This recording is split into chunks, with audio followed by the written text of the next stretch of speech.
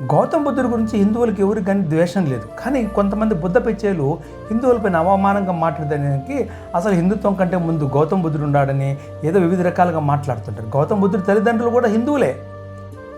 సిద్ధోధనుడు, మాయ వీళ్ళందరూ కూడా హిందువులే.